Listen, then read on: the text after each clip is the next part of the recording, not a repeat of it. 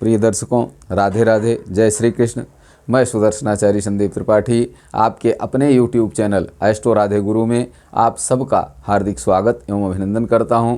दर्शकों, यदि आप अपनी कुंडली दिखाना चाहते हैं या कुंडली बनवाना चाहते हैं, ग्रह शांति कराना चाहते हैं, संतान, रोग, शिक्षा, विवाह, आयु संबंधी विषयों पर जानकारी प्राप्त करना चाहते हैं तो हमारे व्हाट्सएप नंबर पर कॉल करके हमसे संपर्क कर सकते हैं। हमारा व्हाट्सएप नंबर है 9140819264। इस नंबर पर कॉल करके आप शुल्क आदि की जानकारी भी प्राप्त कर सकते हैं।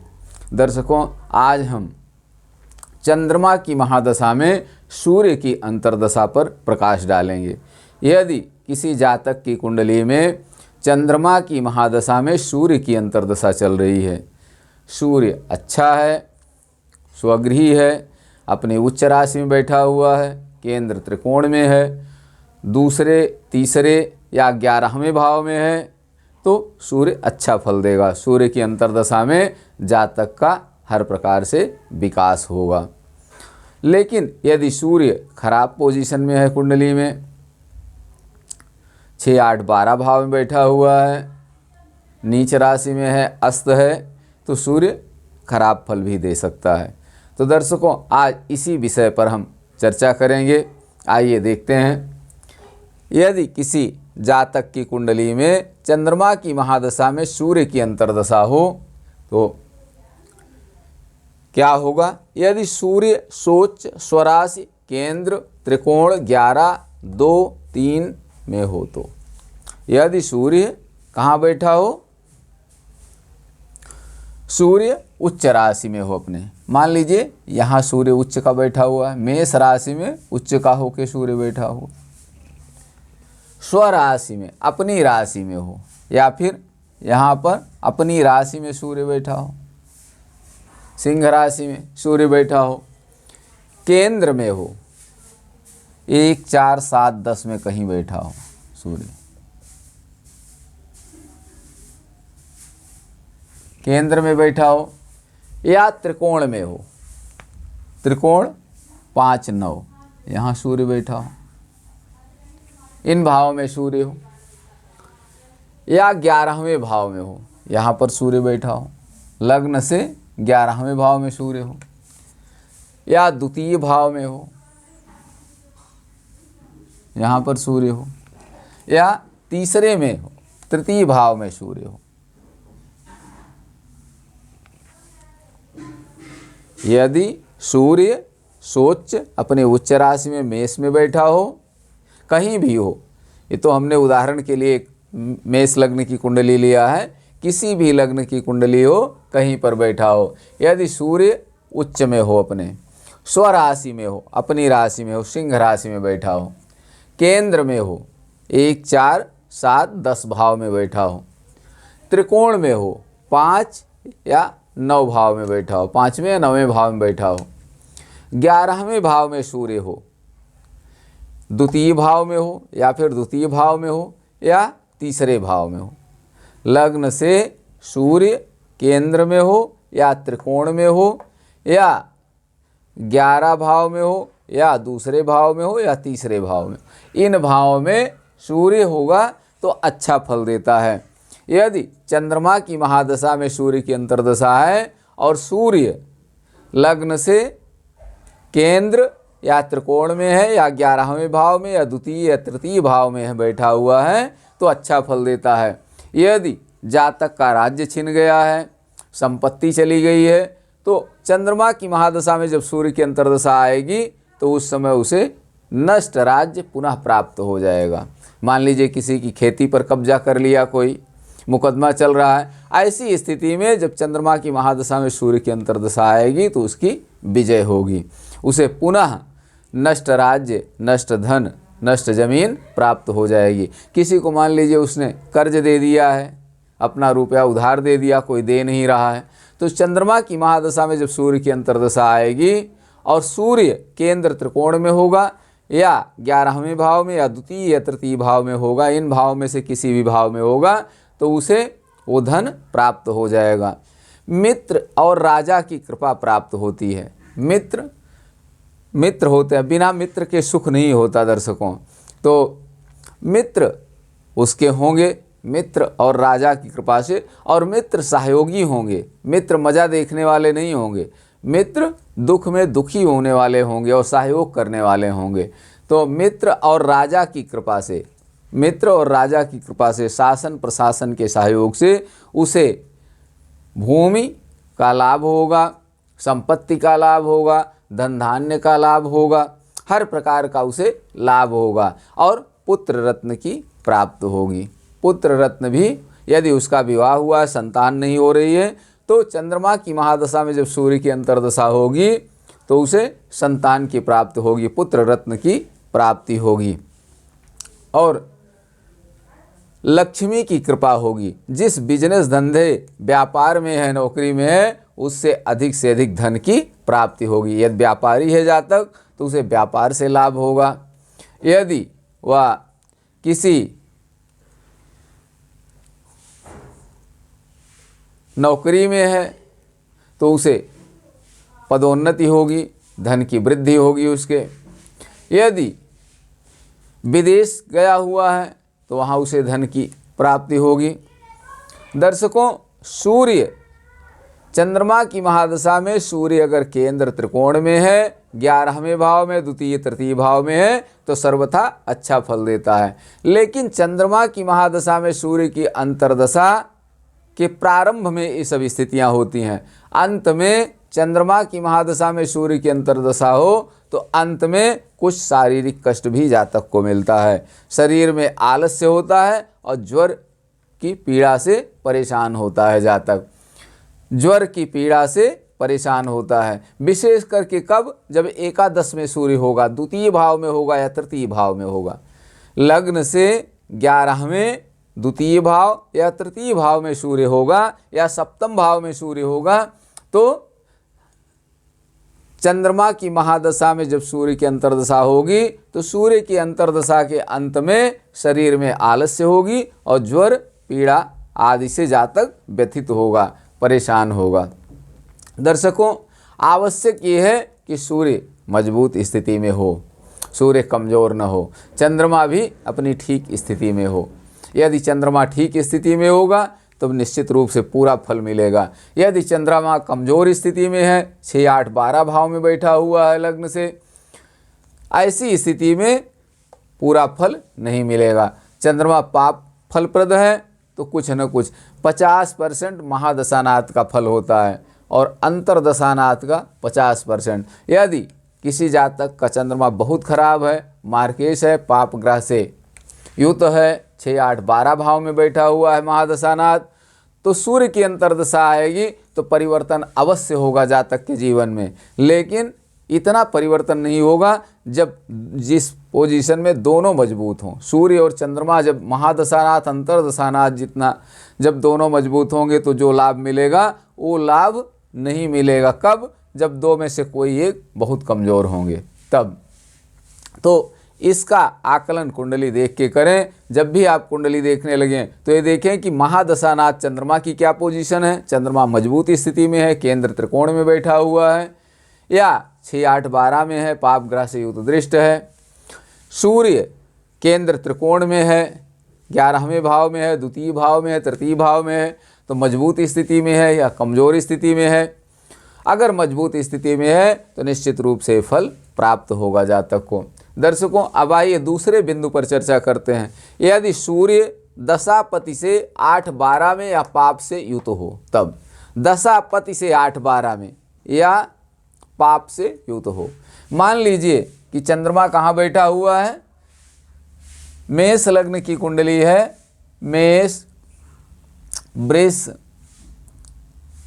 मिथुन, कर्क, सिंह, कन्या, तुला, वृश्चिक, धनु, मकर, कुंभ, मीन। अब सूर्य पंचमेश होकर के यहाँ देखिए चंद्रमा कहाँ, केंद्र का स्वामी हो के चंद्रमा त्रिकोण में बैठा हुआ है। महादशानाथ मान लिया कि त्रिकोण में बैठा हुआ है चतुर्थेश होकर के, और अंतर्दशानाथ सूर्य चंद्रमा से लाभ स्थान में बैठा हुआ है। मान लिया कि अंतर्दशानाथ सूर्य चंद्रमा से लाभ स्थान में बैठा हुआ है, तो चंद्रमा 11वें भाव में अच्छा फल देता है। अभी आपने देखा, सूर्य अगर लग्न से 11वें भाव में हो तो अच्छा फल देता है। तो ऐसी स्थिति में सूर्य चंद्रमा की महादशा में जो सूर्य की अंतर्दशा होगी तो सूर्य हर प्रकार से लाभ देगा, पुत्र रत्न की प्राप्ति होगी। विशेष करके क्योंकि सूर्य पंचमेश है, संतान भाव का स्वामी है और संतान भाव को पूर्ण दृष्टि से देख रहा है। महादशानाथ पर भी, महादशानाथ चंद्रमा पंचम में है, चंद्रमा पर सूर्य की पूर्ण दृष्टि पड़ रही है और सूर्य पर चंद्रमा की पूर्ण दृष्टि पड़ रही है। इस कारण से निश्चित रूप से जातक का यदि विवाह हुआ है, संतान नहीं हो रही, तो संतान की प्राप्ति होगी। सूर्य की महादशा में हर प्रकार का लाभ मिलेगा, नष्ट राज्य की प्राप्ति होगी, नष्ट धन, गया हुआ धन पुनः वापस आएगा, और राजा और मित्र की कृपा से उसका हर कार्य अच्छा होगा, धन धान्य की वृद्धि होगी, साम्राज्य की प्राप्ति होगी और लक्ष्मी की प्राप्ति होगी, अर्थात रोजगार धंधे में उसे बहुत धन की प्राप्ति होगी। दर्शकों, दशापति से 8-12 या पाप से युत हो, 8-12 में हो सूर्य। मान लीजिए कि दशापति पंचम भाव में बैठा हुआ है और सूर्य 12वें भाव में यहाँ बैठा हो, सूर्य 12वें भाव में हो, तब क्या होगा? अब यहाँ देखिए, महादशानाथ पंचम में है, चतुर्थेश हो गए, केंद्र का स्वामी होके त्रिकोण में है, योग कारक है, बहुत शुभ है। लेकिन सूर्य कहाँ बैठा है अंतर्दशानाथ? 1, 2, 3, 4, 5, 6, 7, 8, 8वें भाव में बैठा। महादशानाथ से 8वें भाव में है और लग्न से भी 12वें भाव में है। महादशानाथ चंद्रमा से सूर्य 8वें भाव में है और लग्न से 12वें भाव में है। दोनों प्रकार से सूर्य खराब है, अंतर्दशानाथ खराब स्थान पर बैठा हुआ है। ऐसी स्थिति में क्या होगा? कुछ काम करने का मन नहीं होगा, शरीर में बुखार रहेगा, पीड़ा होगी, आदि अनेक प्रकार के कष्टों से जातक घिरा हुआ होगा। शरीर में बुखार इतना होगा कि उसी से आलस्य बना रहेगा और शरीर में पीड़ा होगी, कुछ काम करने का मन नहीं होगा और जातक को अपयश की प्राप्ति होगी। जो अपने हैं वो भी जातक की बुराई करेंगे। दर्शकों, ये स्थितियां कब बनती हैं? जब चंद्रमा की महादशा में सूर्य की अंतर्दशा हो और सूर्य खराब हो। ऐसी स्थिति में अब चंद्रमा बहुत अच्छा है, यहाँ देखिए महादशानाथ केंद्र का स्वामी होकर त्रिकोण में बैठा है, मित्र की राशि में, हर प्रकार से उत्तम है। जातक का जीवन बहुत बढ़िया चल रहा है, बहुत अच्छा है, बहुत अच्छी पोजीशन है, चाहे वह व्यापारी हो, चाहे राजकीय सेवा में हो, जहाँ भी होगा बहुत बढ़िया चल रहा होगा। लेकिन जैसे ही सूर्य की अंतर्दशा आई चंद्रमा की महादशा में, वैसे ही उसके जीवन में परिवर्तन हुआ, शरीर में पीड़ा होने लगी, बुखार बना रहने लगा हमेशा और हर प्रकार का कष्ट उसे मिलना प्रारंभ हो गया। और 12वें भाव में सूर्य बैठा हुआ है, ये 12वां भाव खराब स्थान है, व्यय का स्थान है, तो व्यय की अधिकता हो जाए, आय कम होगी और व्यय की अधिकता बढ़ जाएगी जातक की। और यदि पापक ग्रह से युक्त दृष्ट है सूर्य तो और भी ज़्यादा तकलीफ होगी जातक को, हर प्रकार से अवनति का सामना करना पड़ेगा। दर्शकों, यदि सूर्य महादशानाथ से 12वें भाव में हो, महादशानाथ से 12वें होगा तो कहाँ होगा? यहाँ पर सूर्य होगा। मेष लग्न की कुंडली है मान लिया हमने, और मेष लग्न की कुंडली में सूर्य महादशानाथ से 12वें भाव में बैठा हुआ है और लग्न से कहाँ होगा? लग्न से चतुर्थ भाव में होगा। अब यहाँ देखिए, सूर्य पंचमेश होकर के केंद्र में बैठा हुआ है मित्र की राशि में, योग कारक है। चंद्रमा भी चतुर्थेश होकर पंचम में, दोनों योग कारक हैं। लेकिन महादशानाथ से सूर्य 12वें भाव में है, इस कारण से थोड़ा बहुत परिवर्तन होगा जातक के जीवन में, बहुत नहीं होगा। कारण कि दोनों योग कारक हैं और लग्न से सूर्य केंद्र में बैठा हुआ है, इस कारण से बहुत ज़्यादा नुकसान नहीं होगा जातक को। थोड़ी बहुत शरीर में आलस्य होगी, कभी जभी बुखार आ जाए, ऐसी स्थितियां हो सकती हैं, लेकिन बहुत ज़्यादा परेशानी का सामना बिल्कुल नहीं करना पड़ेगा जातक को, क्योंकि लग्न से केंद्र में है, योग कारक है सूर्य, हर प्रकार से अच्छा है, मित्र की राशि में बैठा हुआ है। दर्शकों, मान लीजिए कि चंद्रमा छठे भाव में अभी होता, यहाँ बैठा होता चंद्रमा, महादशानाथ छठे भाव में होता, महादशानाथ छठे भाव में होता और सूर्य यहाँ बैठा होता लग्न में, तब क्या स्थितियाँ होती। महादशानाथ से सूर्य कहाँ बैठा हुआ है, 8वें भाव में, 1 2 3 4 5 6 7 8, 8वें भाव में सूर्य बैठा हुआ है, लेकिन लग्न में है, अपनी उच्च राशि में बैठा हुआ है और पंचमेश होकर के बैठा है, योग कारक है, बहुत मजबूत स्थिति में सूर्य है। लेकिन महादशानाथ से 8वें भाव में बैठा हुआ है और महादशानाथ भी खराब है, रोग स्थान बैठा है, चतुर्थेश हो करके भूमि भवन वाहन का स्वामी होकर छठे भाव में बैठा हुआ है। तो दर्शकों, जब ऐसी स्थिति होती है तो जातक के जीवन में परिवर्तन तो होगा, लेकिन जैसे कि जातक परेशानियों में है, चंद्रमा खराब है, चंद्रमा की महादशा जातक के लिए अच्छी नहीं जा रही है, सर्दी जुकाम बुखार से जातक पीड़ित है, भूमि भवन वाहन से नाना प्रकार का कष्ट जातक को मिल रहा है, माँ को भी कष्ट मिल रहा है, मानसिक रूप से व्यथित है जातक। लेकिन जब सूर्य की अंतर्दशा आती है चंद्रमा की महादशा में, उस समय जातक के जीवन में परिवर्तन होता है, अच्छा और खराब दोनों फल यहाँ मिलेगा जातक को, क्योंकि महादशानाथ से 8वें भाव में है, लेकिन लग्न से केंद्र में है और योग कारक है, उच्च का बैठा हुआ है। ऐसी स्थिति में जातक के जीवन में परिवर्तन तो होगा, लेकिन जो परेशानियों का सामना उसे बहुत करना पड़ रहा था, उन परेशानियों में कुछ न कुछ परिवर्तन अवश्य होगा और जातक के जीवन में अच्छा बुरा दोनों परिणाम होगा। यहाँ ऐसी स्थिति में कभी कभी जातक मेष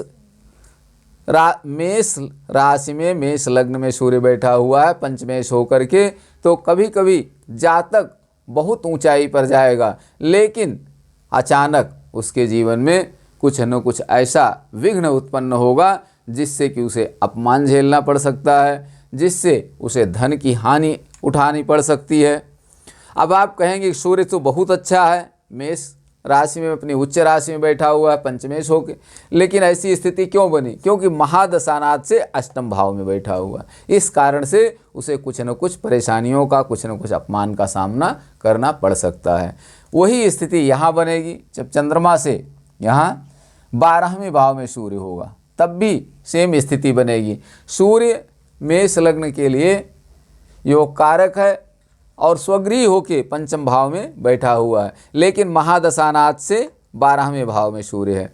ऐसी स्थिति में भी सेम वही पोजीशन होगी जो लग्न में होने पर होती है, अर्थात जातक का जीवन में उन्नति होगी, लेकिन कभी अचानक उसे अपमान और धन हानि का सामना करना पड़ सकता है, संतान को कष्ट हो सकता है, लेकिन ज़्यादा संभावनाएं नहीं है क्योंकि सूर्य की पोजीशन अच्छी है, सूर्य मजबूत स्थिति में है। अब यदि चंद्रमा 8म भाव में बैठा हो, मान लीजिए महादशानाथ यहाँ बैठा हो, चंद्रमा चतुर्थेश होके 8म भाव में अपनी नीच राशि में बैठा हो महादशानाथ, और सूर्य कहाँ हो? सूर्य केंद्र या त्रिकोण में हो, या 11वें भाव में हो, या द्वितीय या तृतीय भाव में हो। ऐसी स्थिति में चंद्रमा की दशा बहुत खराब जा रही है, जातक का जीवन बहुत खराब है, हर प्रकार से जातक परेशान है, मृत्युवत कष्ट जातक को मिल रहा है। लेकिन जैसे ही चंद्रमा की महादशा में सूर्य की अंतर्दशा प्रारंभ होगी, जातक के जीवन में परिवर्तन होगा, जातक का धन का स्रोत बनने लगेगा, गया हुआ धन वापस मिलने लगेगा, घर में कल्याण होगा, घर में मंगल होगा, मित्र और शासन प्रशासन का सहयोग मिलेगा और उससे जातक को सुख मिलेगा, और पुत्र जन्म का उसे सौभाग्य प्राप्त होगा। यदि संतान नहीं हुई, विवाह हुआ है, तो उसके संतान रत्न की प्राप्ति होगी। दर्शकों, लेकिन अगर यही सूर्य चंद्रमा लग्न से अष्टम भाव में चंद्रमा महादशानाथ बैठा हुआ है अपनी नीच राशि में, लेकिन सूर्य अगर चंद्रमा से 8वें भाव में बैठा हो, 8वां भाव कौन सा होगा? 1 2 3 4 5 6 7 8 यहाँ बैठा हो चंद्रमा, सूर्य यहाँ बैठा, अंतर्दशानाथ सूर्य यहाँ बैठा हो, तब क्या स्थितियाँ होगी? अब देखिए, महादशानाथ चंद्रमा चतुर्थेश होकर के अष्टम भाव में अपनी नीच राशि में बैठा हुआ है। महादशा जातक की खराब जा रही, जातक का जीवन कष्टपूर्ण है, दुखमय है, आयु संबंधी संकट भी जातक के सामने हो सकता है। लेकिन जब सूर्य की अंतर्दशा आएगी तो परिवर्तन तो होगा, क्योंकि सूर्य पंचमेश है, योग कारक है, लेकिन पाप फल प्रभाव में बैठा हुआ है, इसलिए बहुत परिवर्तन की संभावना नहीं है। थोड़ा बहुत लाभ हो सकता है, ज़्यादा लाभ की गुंजाइश नहीं है, क्योंकि चंद्रमा महादशानाथ से अष्टम भाव में सूर्य बैठा हुआ, लग्न से तृतीय भाव में बैठा हुआ है। अभी आपने देखा कि सूर्य अगर केंद्र त्रिकोण में हो या 11वें द्वितीय और तृतीय भाव में हो तो अच्छा फल देता है। अब सूर्य यहाँ योग कारक भी है, अच्छा फल देना चाहिए इसे सर्वथा, लेकिन दर्शकों महादशानाथ बहुत खराब है, महादशानाथ से अष्टम भाव में है, इसलिए उतना अच्छा फल नहीं देगा जितना कि जब चंद्रमा महादशानाथ मजबूत स्थिति में होता तब देता सूर्य। इसलिए सूर्य के फलों में कुछ न कुछ कमी जरूर होगी। दर्शकों, अब यदि तीसरे बिंदु पर हम आते हैं, यदि सूर्य द्वितीयेश या सप्तमेश हो तब क्या होगा? सूर्य द्वितीयेश या सप्तमेश हो तब क्या स्थितियां बनेंगी? अर्थात सिंह राशि द्वितीय भाव में हो या फिर सिंह राशि सप्तम भाव में हो। सिंह राशि कब होगी? जब कर्क लग्न की कुंडली होगी।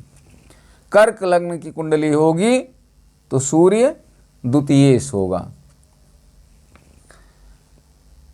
अब महादशानाथ कौन है? चंद्रमा लग्नेश है। महादशा चंद्रमा की चल रही, चंद्रमा लग्नेश होकर के मान लिया कि अष्टम भाव में ही बैठा हुआ है।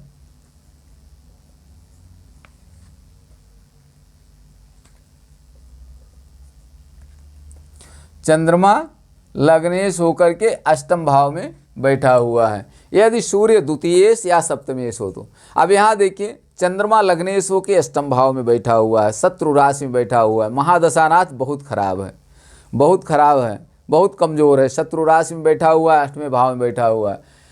चंद्रमा की महादशा चल रही है जातक की, जातक बहुत कष्ट में है, हर प्रकार से दुखी है, शरीर में पीड़ा है, रोग बुखार जुखाम आदि से पीड़ित है जातक।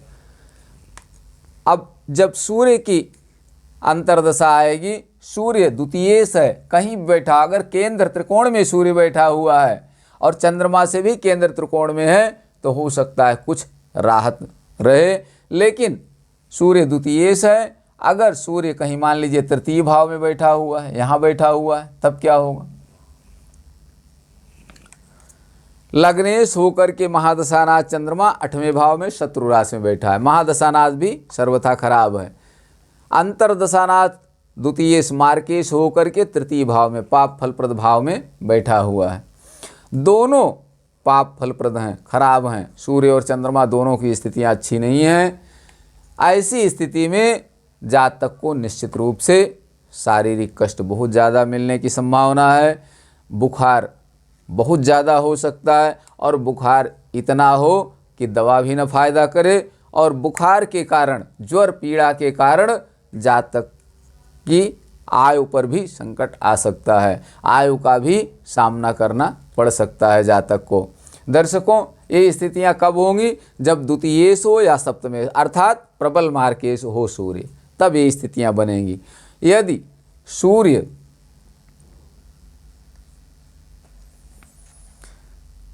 सप्तमेश हो तब क्या स्थिति बनेगी? मान लिया सूर्य सप्तमेश है, 5 6 7 8 9 10 11, कुंभ लग्न की कुंडली है, और कुंभ लग्न की कुंडली में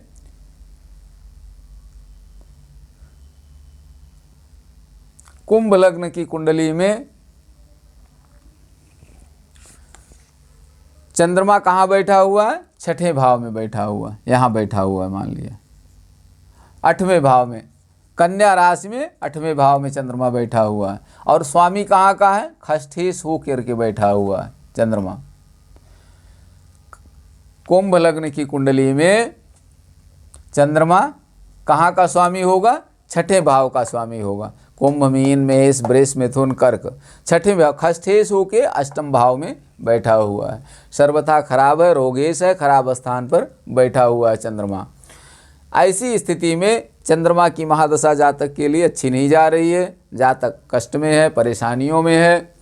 और जब सूर्य की अंतर्दशा उसमें आएगी और सूर्य खराब पोजीशन में होगा, मान लीजिए सूर्य सप्तमेश होकर के द्वितीय भाव में बैठा हुआ है, यहाँ बैठा हुआ है। अब देखिए चंद्रमा भी खराब है, रोगेश है, मृत्यु स्थान पर बैठा हुआ है अष्टम भाव में। और सूर्य भी मार्केश हो करके द्वितीय भाव में मारक स्थान पर बैठा हुआ है।